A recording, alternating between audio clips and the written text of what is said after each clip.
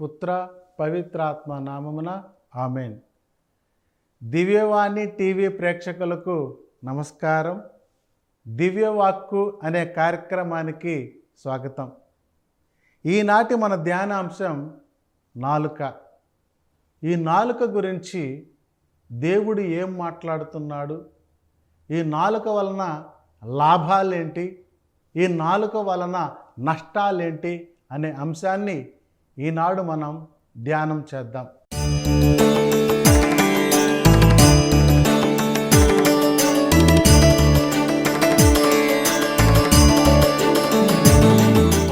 యాకోబు రాసినటువంటి పత్రిక 3వ అధ్యాయం 5వ వాక్యంలో నాలుక చిన్న అవయవమే అయినను తనను తాను పొగుడుకొనటములో దిట్ట. ప్రియ సహోదరి సహోదరులారా, ఈనాటి రోజుల్లో మనుషులందరికీ కూడా ఈ నాలుక, ఈ మాట అనేది ఎక్కువగా వస్తూ ఉంది. తనకు తాను పొగుడుకోవడంలో, తన గొప్పలు తాను చెప్పుకోవడంలో చాలా ఇష్టంగా సంతోషంగా ముందుకు వస్తూ ఉన్నారు. కానీ దాని వలన లాభాలేంటి, దాని వలన నష్టాలేంటో తెలుసుకోలేకపోతున్నారు. పిల్లరా, చిన్న నిప్పురవ్వ ఎంత పెద్ద అడవినైనా తగలబెట్టగలదు. అలాగే మనం మాట్లాడే మాటలు ఎంత చిన్నవైనా తోటి వారికి ఎంతో బాధను కలిగిస్తాయి, ఎంతో ప్రమాదాలు తీసుకొని వస్తాయి. అందుకని నీవు మాట్లాడేటప్పుడు నీ నాలుక జాగ్రత్త, నీవు మాట్లాడేటప్పుడు నీ నోరు జాగ్రత్త అని దేవుడు ఈనాడు తెలియజేస్తూ ఉన్నాడు. పునీత ఫ్రాన్సిస్ డీసెల్స్ గారు ఒక మాట అన్నారు నాలుక గురించి.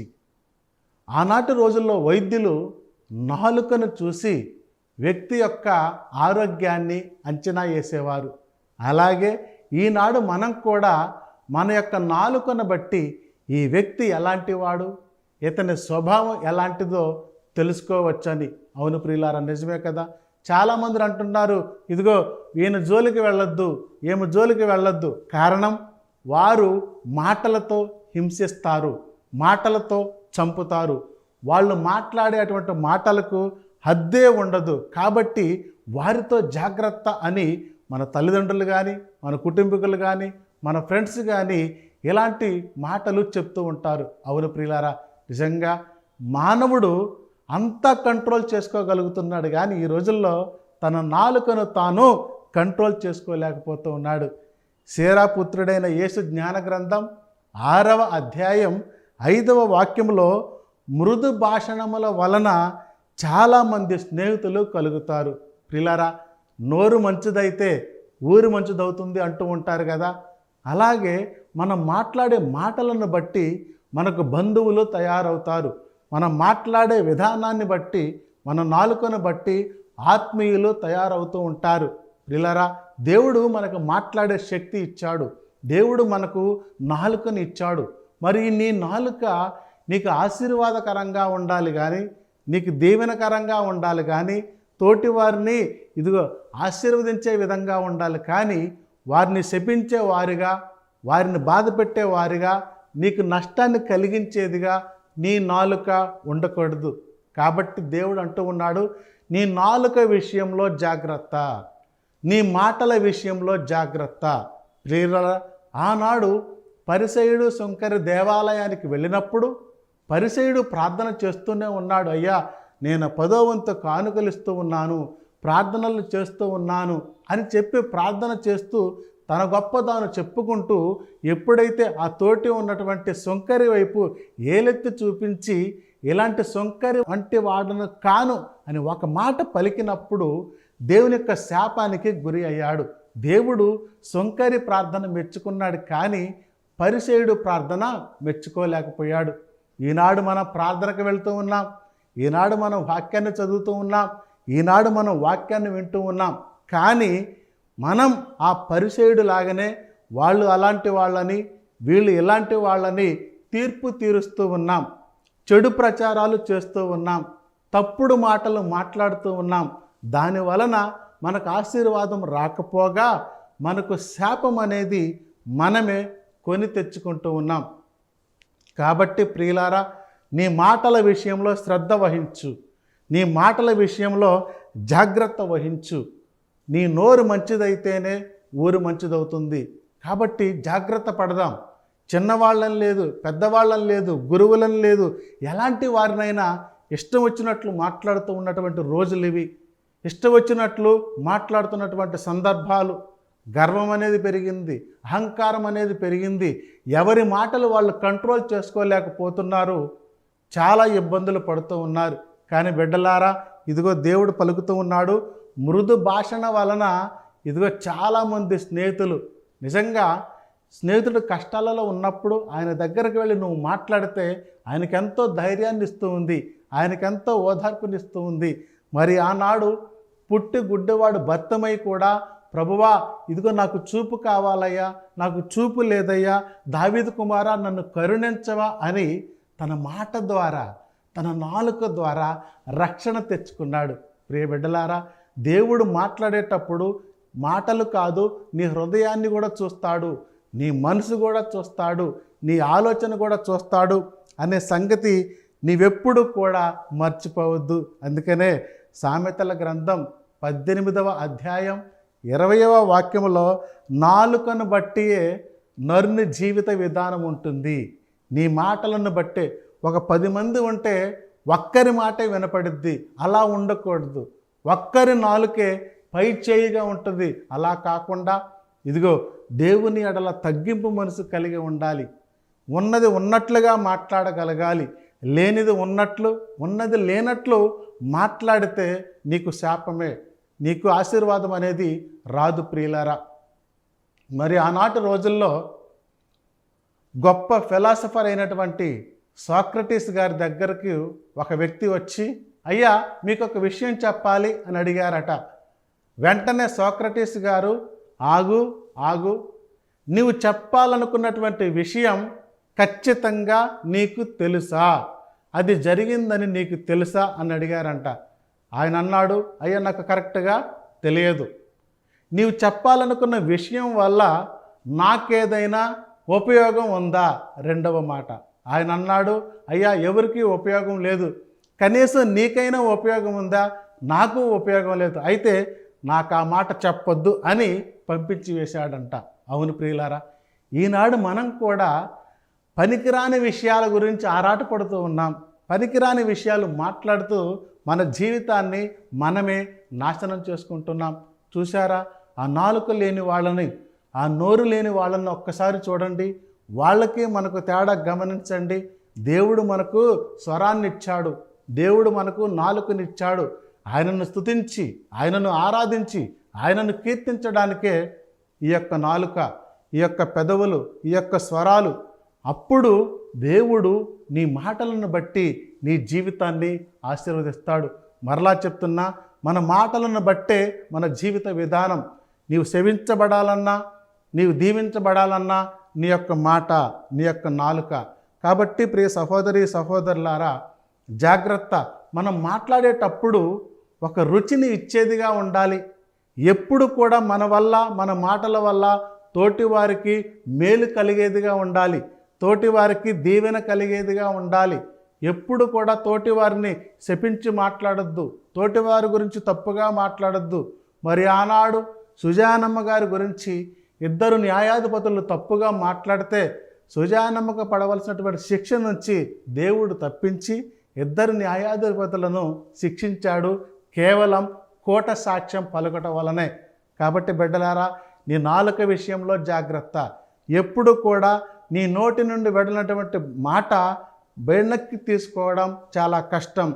వీళ్ళ నుంచి వదిలినటువంటి బాణం, జరిగిపోయినటువంటి కాలం ఎలాగైతే వెనక్కి తీసుకోలేమో, నీ నోటి నుంచి వచ్చినటువంటి మాటను కూడా ఎప్పుడు వెనక్కి తీసుకోలేం.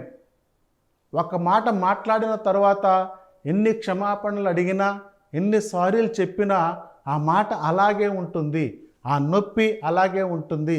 కాబట్టి బిడ్డలారా, దేవుడు అతి ప్రాముఖ్యమైనటువంటి విషయాన్ని నేర్పిస్తూ ఉన్నాడు. నీ మాటల విషయంలో జాగ్రత్త, నీ నాలుక విషయంలో జాగ్రత్త. నీ నాలుక ఎప్పుడు రుచికరమైనదిగా ఉండాలి, నీ నాలుక ఎప్పుడు ప్రార్థన చేస్తూ ఉండాలి, నీ నాలుక ఎప్పుడూ స్తుతిస్తూ ఉండాలి. ఎప్పుడైతే నీ నాలుక ద్వారా స్తుతులు పలుకుతున్నావో దేవుని యొక్క శక్తి నీ మీదకు దిగి వస్తుంది. ఎప్పుడైతే నీ గురించి నువ్వు పొగడుకుంటున్నావో, చాలామంది ఈనాడు మన మధ్యలో నేను చాలా గొప్పవాడిని, నా పిల్లలు చాలా గొప్పవాళ్ళు, అలా చేస్తున్నారు, ఎలా చేస్తున్నారు, నాకు ఇంత ఆస్తి ఉంది, నాకు ఆపద ఉందని తన గురించి తాను పొగడుకోవటంలో ఈ నాలుక దిట్ట. అందుకని ప్రియులారా, అలా కాకుండా నీ నోటి ద్వారా నువ్వెందుకు శాపాలు తెచ్చుకోవాలి? నీ మాటల ద్వారా నీవెందుకు దేవుణ్ణి దూరం చేసుకోవాలి?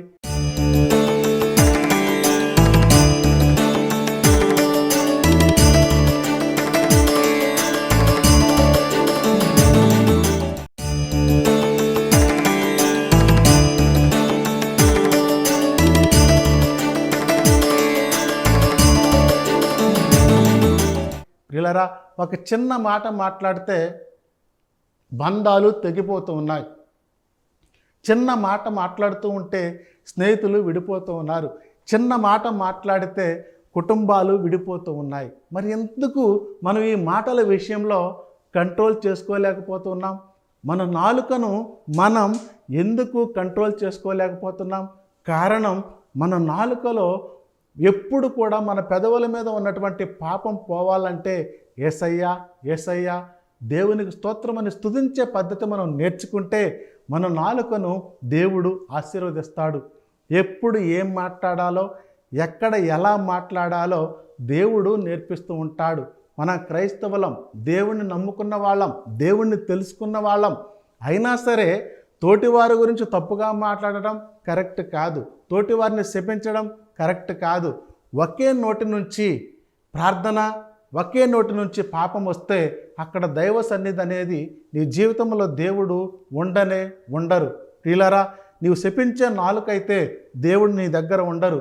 నీవు శపించే నాలుకైతే దేవుడు నీకు దూరంగా ఉంటాడు. ప్రియులారా, బగబగమండే చెట్ల మీద ఏ పక్షులు కూడా వాలవు. అలాగే నీ నాలుక విషయంలో ఎప్పుడు కూడా మండుతూ ఉంటే నీకు ఆత్మీయులు ఉండరు, నీకు తోబుట్టువులు ఉండరు, నీ తోటివారు ఉండరు, నీకు ఎవరు సహాయం చేసేవాళ్ళు కూడా ఉండరు. ఏదో ఒక సందర్భంలో, ఏదో ఒక రూపంలో నీవు నష్టపోతావు. జాగ్రత్త. ఈనాడు నువ్వు జాగ్రత్త పడి నీ మాటల విషయంలో, నీ నాలుక విషయంలో జాగ్రత్తగా ఉండు. నీ నాలుకను నువ్వు అదుపులో పెట్టుకో. మనం ఈ లోకంలో అతి కష్టమైనది ఇదే. మన నోటిని మనం అదుపులో పెట్టుకోలేకపోతున్నాం. మన నాలుకను మనం అదుపులో పెట్టుకోలేకపోతున్నాం. దాని వలననే ఈ యొక్క శాపాలు, దాని వలననే ఈ యొక్క కష్టాలు, దాని వలననే ఈ అనర్థాలు. కాబట్టి ప్రియ బిడ్డలారా, ఎప్పుడు కూడా నాలుక విషయంలో తొందరపడద్దు. మన వాక్యంలో చూస్తే ఉపదేశకుడు గ్రంథం 5వ అధ్యాయం 1వ వాక్యంలో తొందరపడి మాట్లాడకు. ఎప్పుడు కూడా మాటల విషయంలో తొందరపడద్దు. ఎప్పుడు కూడా మాటల విషయంలో ముందుకు వెళ్ళొద్దు. 2 అడుగులు వెనక్కి వేసి నేను మాట్లాడే మాట ఉపయోగకరమైందా కాదా, నేను మాట్లాడే మాట నిజమైందా కాదా, నేను మాట్లాడే మాట జరిగిందా లేదా తెలుసుకొని మాట్లాడితే నీకు మంచి జరిగిద్ది. తెలిసి తెలియని విషయాలు మాట్లాడుతూ, చెడు ప్రచారం చేస్తూ నిరంతరం ఇలా తప్పుగా వెళుతూ ఉంటే ప్రియబిడ్డలారా, నీకు శాపాలు ఎదురవుతాయి, నీకు కష్టాలు ఎదురవుతాయి, నీకు శోధనలు ఎదురవుతాయి. అలా కాకుండా తొందరపడి మాట్లాడే కన్నా ఇదిగో నిదానంగా మాట్లాడు, తెలుసుకొని మాట్లాడు, ఆలోచన చేసి మాట్లాడు, జ్ఞానముతో మాట్లాడు, దైవభక్తితో మాట్లాడు. అప్పుడు నీకు ఆశీర్వాదం. ఉపదేశకుడి గ్రంథం 5వ అధ్యాయం 5వ వాక్యంలో నీ మాటల వలన నీవు పాపమనే మూటను కట్టుకోవద్దు. దేవుడు ఎంత చక్కగా చెప్తున్నాడండి. నీ మాటల వల్ల నీ పాపం కట్టుకోవద్దు. ప్రియులారా, తెలియని విషయాల గురించి మాట్లాడి ఎన్ని కుటుంబాలను విడగొడుతున్నావు. తప్పుడు విషయాలు ప్రచారం చేసి ఎంతమందిని బాధ పెడుతున్నావు. ఒక్కసారి ఆలోచన చెయ్యి. అందరిలో దేవుని రూపం ఉంది, అందరిలో దేవుని ప్రాణం ఉంది. మరి ఆ దేవుని రూపాన్ని, ఆ దేవుని యొక్క ప్రాణాన్ని బాధ పెట్టినట్లే తోటివారిని బాధ పెడుతున్నావంటే ఇదిగో దానివల్ల నీకు శాపమే. నీ వలన, నీ మాటల వలన ఏ ఒక్క కన్నీరు ఈ భూమి మీద పడినా ఆ కన్నీరు నీ కుటుంబానికి నీకు శాపంగా మారుద్ది. జాగ్రత్త ప్రియులారా, దేవుడు హెచ్చరిస్తూ ఉన్నాడు. తొందరపడి మాట్లాడద్దు, అసలు తొందరపడద్దు. నీ మాటల వలన నీవు పాపము మూట కట్టుకోవద్దు. ఎన్ని విషయాలు దేవుడు మనకు నేర్పిస్తూ ఉన్నాడు. ప్రియులారా, మన నాలుక రుచులకు అలవాటు పడిపోయింది. రుచులకు అలవాటు పడినటువంటి నాలుక నానా అనర్థాలు తీసుకొని వస్తుంది. మన రుచులు ఎక్కువై ఏది పడి అది తింటే రోగాలు వస్తూ ఉన్నాయి.